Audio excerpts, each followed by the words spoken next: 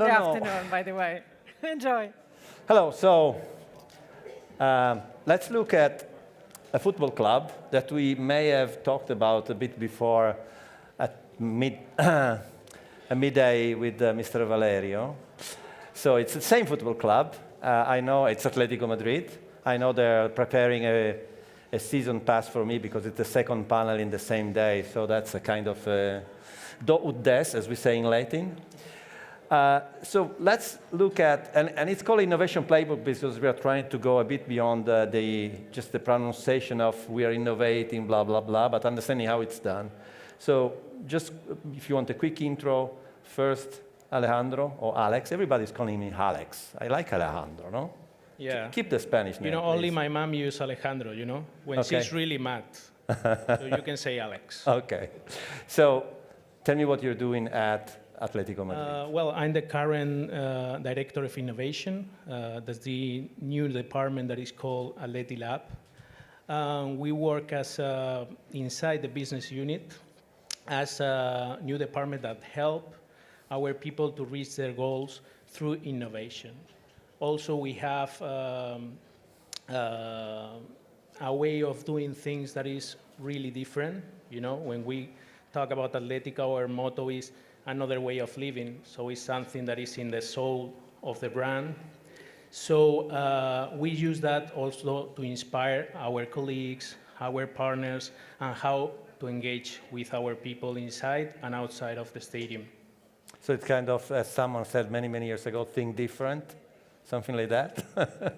Well, could be something like that because, we are not just thinking, I think that we are more close to the passion, Atlético is more close to people, so it's that kind of brand that is always thinking on which is going to be the best for our fans. And WC Sports, I know the brand from a long time, Avir, etc.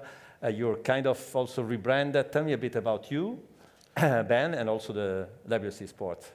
Thanks for that. First thing, if you want a season ticket, I can get you also one to Maccabi games as well.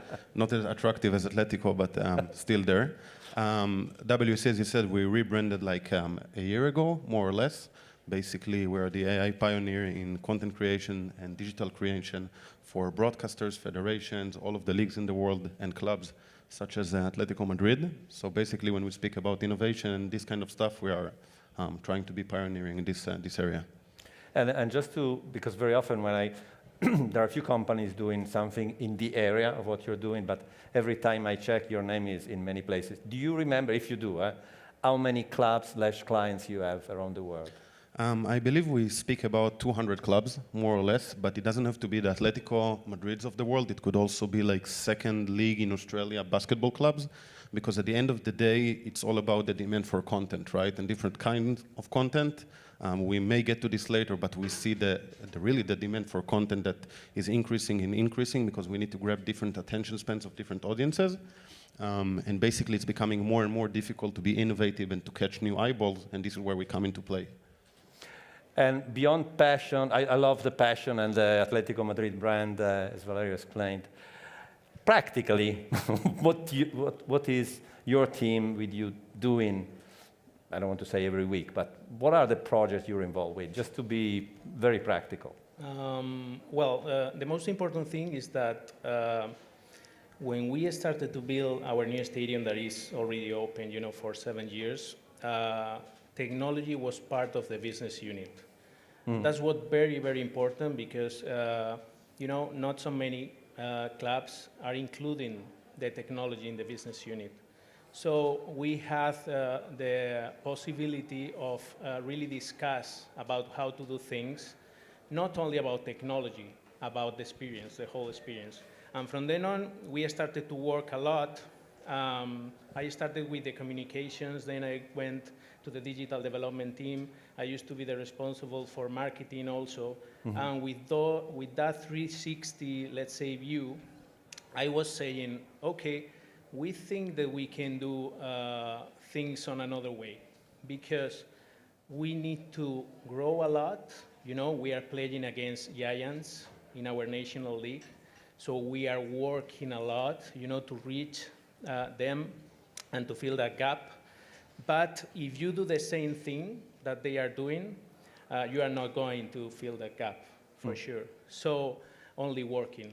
So we said, okay, what if we think about a special unit that can help the people to reach their goals? For that, we were asking, the club for budget and for people. And that's pretty, pretty important because we are not the guys who came to you and say, okay, you must do this or you must do that because we think that the NBA is doing this and for sure it's going to be interesting.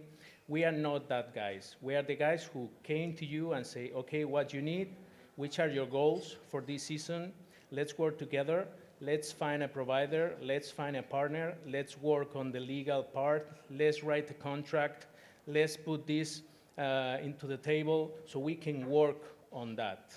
We work with them, so we create that kind of projects because they are full of things, They are doing their thing and they don't have enough time to do another kind of thing. So all the trials we are running with them, and in case that those trials go ahead and move forward, they stay, with the technology of the software or the project, That's how it works. But we are approaching our people inside the club, helping them, not just saying, let's do this or let's do that. And what is the size of the team, of this team? Right now, we are working in the digital development team. We are more or less 20. And from then on, we are just working on this 3 people. Okay. Just full, like 100% of the time working on this. But we are not just working by ourselves because we are part of a bigger team, And on the other side, just as we asked about size, how many people are involved with WC Sports on your end, more or less? We're a global company now. We've been like around 500 people. Oh, wow. Yeah. We've been doing tons of stuff. We started like 10 years ago in the area of content creation. And now basically this has become industry standard. Like basically every piece of content that you see today on social media or basically any VOD content that you see from any league or broadcaster is coming basically from us. So we kind of like need to start and think about the new endeavors and the new things that we need to do in order, let's say, to conquer the future challenges with different generations and in the increasing demand for content. Because at the moment, if you look, so just to make it a bit funny, if I go on your website and look under products, what do I see there? You go where? On your website and look under products. What are the products that you're offering now? That's actually a very good question. I would invite you to a demo if you ever did so. So basically, I wouldn't call it as a product. Basically, we offer services. Like we take clubs, okay, obviously huge ones like Atlético Madrid. And basically what we understood is that clubs are no longer only clubs, they are media houses. Absolutely. Right? So we need to basically providing them with, it could be a product or it could be a service that basically helps them to create more content which is more tailored to different fans in different times and basically liberating their hands rather than be creating, let's say, the simplest things of the day, but creating more sophisticated stuff in different areas. And are you using AI from a long time, I guess? Yes, we do, for around, I would say, 12 years as of now. And right now we are going, let's say, to the next big thing. Like I'm sure all of you have heard of generative AI, ChatGPTs, text to video, the LLMs of the world, like OpenAI, which has basically become the next big thing. So basically we're trying to take this and make it, to see how this will affect on the world of sports, because we know that it will come to the world of sports and to sports media specifically. And Alex, what is your approach to AI with Atlético Lab? And also your point of view. I think that AI could be a good tool in order not only to create content. For example, we are working with WSC in order to do that. But when I was introducing, the software to our team, our production team, I was saying that we are not going to be able just to create content. We are going to be able to create content and to have more time to do other things because, you're going to do it quickly, faster. So it's not only a matter of doing it by yourself because it's automatic, let's say. You are saying which kind of video do you want to have to the software, and the software is sending you that video in a couple of minutes, depending on how long is the video. But from my point of view, it's going to be a tool that is going to help us with different kind of things. For example, to analyze content for their reports. If we talk about assistance, to the people, we are not staging 24/7, assisting the people from Madrid, but we can do it through this kind of technology. So it's going to bring into the table a lot of things. And what we are doing right now is doing a lot of tests with different kind of tools. From then on, some of them are really, really successful, and in other ones, we are working on make it successful. Because at the end, when you try this kind of technology and you do it by yourself in your house, everything looks like perfect, It's helping me to get that info and all that stuff. But from then on, if you are doing it in a corporation or in a club like Atlético, you need to be sure that it's going to work, all the times, and that's a big challenge. I mean, absolutely. One thing is testing a technology or using it for yourself. One thing is going in production for a club like Atlético. But you mentioned, working with the content. What was the reaction of the content team when you started introducing these tools? Were they, if you can say, no, we're not off the records completely. Were they a bit resistant, or they understood, or maybe it took some time? How was the relationship with the content team? They were really happy because this brings them a lot of options in order to create new content.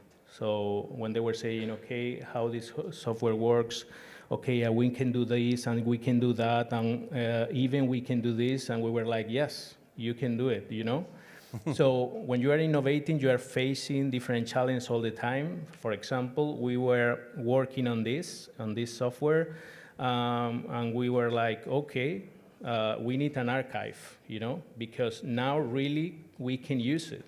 So let's find a way of having all that images from our past, because now, because of this software, we can use it. Because, if you think on another way, imagine that you have an archive, but you don't have people to do this kind of stuff.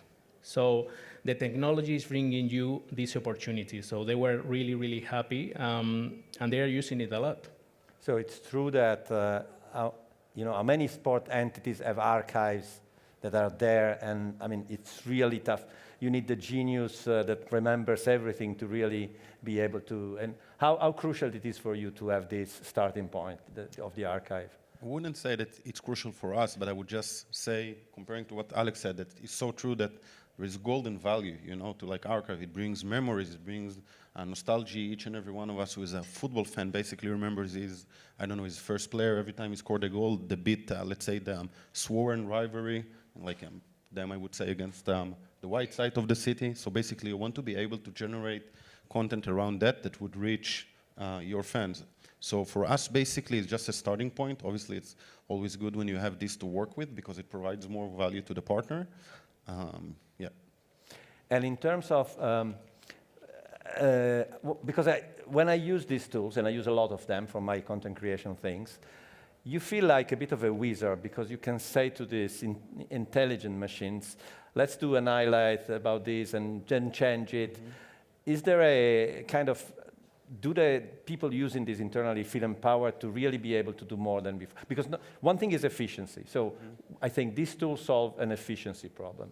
But I think it's also a creative way of doing new things. So because you liberate time, people have more time to think about, hey, let's change format, because it doesn't take a month, maybe. It's efficiency and streamlining the process of content creation. So if you could do X, now you can do 100X.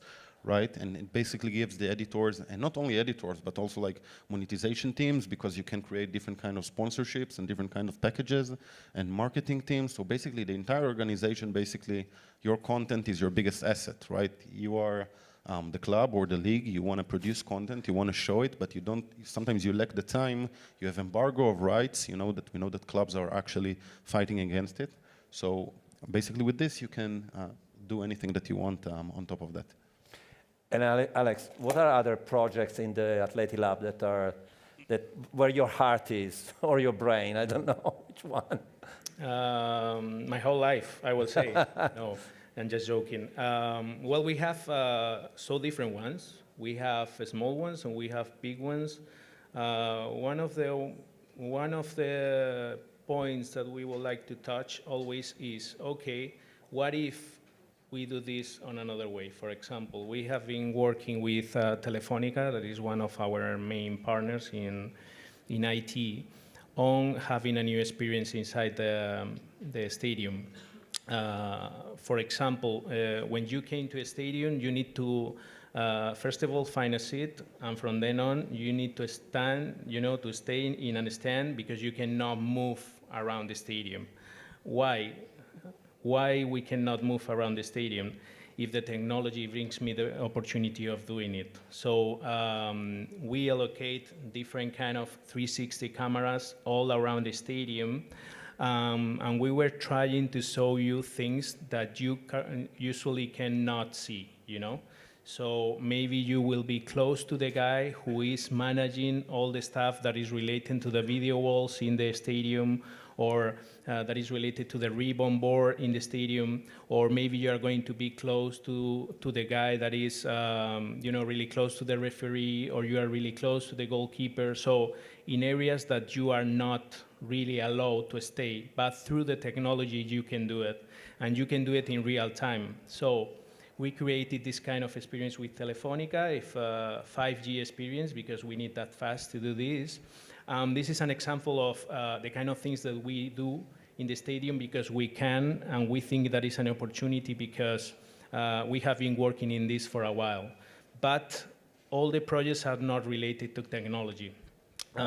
For example, another one is just about changing the point of view. We were talking with the partnership team, and we were saying, okay, what kind of stuff we can do, to really be innovative with our partners. We are working with Google, we are working with Hyundai, we are working with Mao, we are working with a lot of them. So we created a marathon of innovation that we organized it in the stadium like 1 month ago.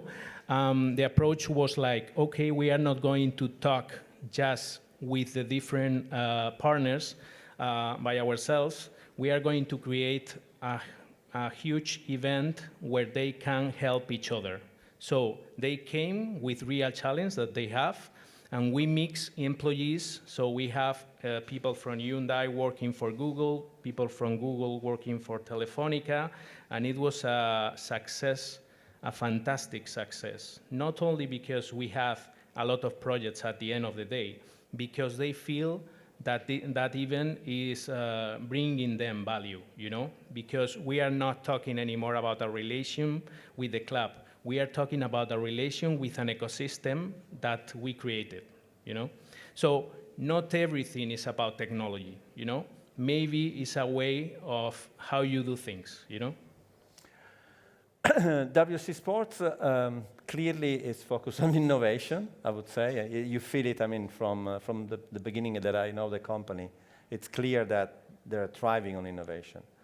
In this new phase, what are you focusing on in terms of the thing whatever you can share, obviously, the thing that you're building, the thing that you see coming next? Of course. So I believe that the next big challenge, and it's not only like WC Sports wants to be the pioneer, but I believe everyone in this room can resonate that when we look at the future, we look at younger generations, like what would make a 4-year-old boy today come and be a football fan, or be an Atlético fan, or Maccabi fan, or why would he even incline into sports when you have so many things competing for their attention span? So we have Netflix and Hulu and Amazon and the broadcaster and tons of other stuff that basically you come and say, I have a lot of let's say demand for content, but I don't have the right tools basically to come and engage with a 4-year-old kid or a 3-year-old kid, for example. I don't know if you have the video, but some of the innovation part that we wanted to show is basically creating different kind of cartoons or different kinds of things that basically can resonate much more with the younger generations. We do it with NBA and ESPN. I don't know if you can show it. Yeah, can we show the video, please? Super cool, it's 50 seconds. Don't go.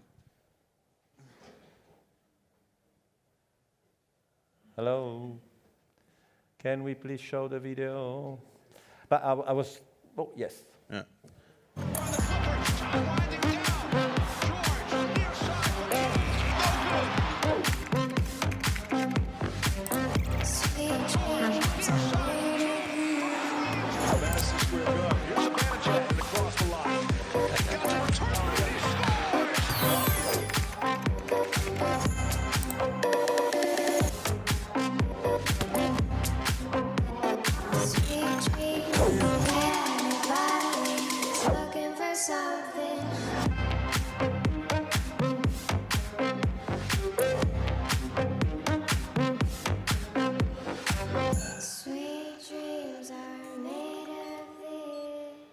So this is, we believe, much more compelling, okay, to a Gen Z or Gen Alpha. Yeah, I'll do it slowly. To a Gen Z or Gen Alpha, because at the end of the day today, let's say football matches are broadcasted at 10 p.m., right? It's not fit for younger audiences, and we believe that if you reach out to them, you know what they like, you know what they love, you will have the right way to do it, and the sooner the better in that regard. See, can we dive deep? So 2 things I want to say on what we saw. And again, I think the NFL is doing something with The Simpsons, they did something with other. Right. So there is a trend of recreating virtual games with characters that are, and comics that are closer to the young generation. But what I've seen here is something that the Atlético Madrid team, content team would use or the final user would use? Because that's a debate that even before this technology, always, where do you put these tools? I believe that Creators or whatever? Sorry. Maybe Media you should ask people, him. creators or fans? What do you think, man? What do you It's an open question.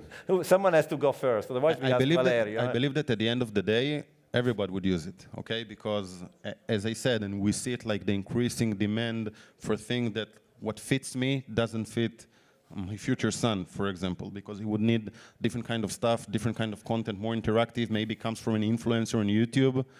So we'll definitely go into this kind of direction. It's inevitable. I think that with this kind of software, one important thing for me is that the software is available for everyone, you know? So maybe the NBA is using this and Atlético de Madrid is using this and we are using on a different kind of project, but it's available for everyone. So we don't have to wait. It's there and we can use it. As an example, we are working a lot inside a stadium, and it's really funny because we are using augmented reality, you know, to change your face. The people is sending. The other day we were counting because for us it's really, really important to create reports about all of this, and we have like 10,000 people sending us to the billboards their streamings. So we were streaming this on the billboards, and we were changing their faces using augmented reality. So we are doing that with our partners, and you can feel that they are happy because they are there. They are part of the stadium for sure. You know, the stadium without the people, we are missing the soul. So another takeaway from my point of view is about if you involve people with innovation, you're going to get better results for sure. No, on that I agree. So you need to internally, with the creators and with the fans, you need to make them part of the process. This is like, but one thing that I've seen through the years is very often we have this amazing technology, right? But we still struggle, and I think maybe now it's a better time, but through the years, we struggle to get this technology make sense, especially to fans. So content teams, normally, if it's something they can use, it's okay. A bit new is the creators, people like Lisa, etc. If you give them something like that, because there is, to use a tool or to create content, I need to have an incentive, I need to have some value, I need to have fun, I need to improve my social positioning in my community. Mm-hmm. So it's clear for content people, it's their job. It's clear for creators like Lisa, because it's their job, it's also their way of belonging. Are you sure that the fans will adopt? This is a bit provocation. Are you sure? So what you need to do for the fans to really adopt it is what they get back, I think. So I think you need to work also on the second layer is, okay, technology is super cool, why a fan should go there and type something and then create a little video that is cool. What do they do with the video? They post it on social, there is a gamification on top. I think that's crucial as much as the technology. Well, I think that you must listen them. They are always there. We are lucky because we have their opinions. So if you are, following Atletico, it's because you like our values, how we play, the kind of club that we are. They are always speaking and telling us what kind of things they like. So what we try to do is to listen to that and say, okay, I think it could be cool for them if we try this. Of course, we are not always right. So we are testing all the time. But that's why the analysis and the reports are really, really important, because at the end, okay, innovation has a right to, let's say, failure, but you have a responsibility also, because you have a lot of visibility. So in terms of, as a department, let's say, one of our big commitments with the club is that we are going to improve our results, so we are going to help the people, but also we are going to think big, because if not, the next goals that we will have in the next season maybe are not going to be the best ones, because we are missing that kind of inspiration that we can bring into the table. So having people like WSC, having people like all the partners that we are working on is bringing us all that value. So we are not working just with the people that is working in Atletico right now. We are working with the whole ecosystem. So we are open to collaborate with everybody. And that makes us, let's say, stronger, For sure, the innovation ecosystem is crucial. On the other hand, I've been always on the vendor side all my career. And very often I think, okay, it's 35 years, a long time. I always thought I was good as much as my clients were good, meaning I was lucky to work with UEFA, FIFA, NFL, NBC, BBC, blah, blah. How much do you learn from your clients? Obviously, you have to say good things, but I mean, I truly say, it's not like blah, blah, blah. It's true. You learn so much because they're big clients facing real issues or big objectives, right? First of all, when we speak about learning from them, I would rather call them partners, because, that's good, that's okay.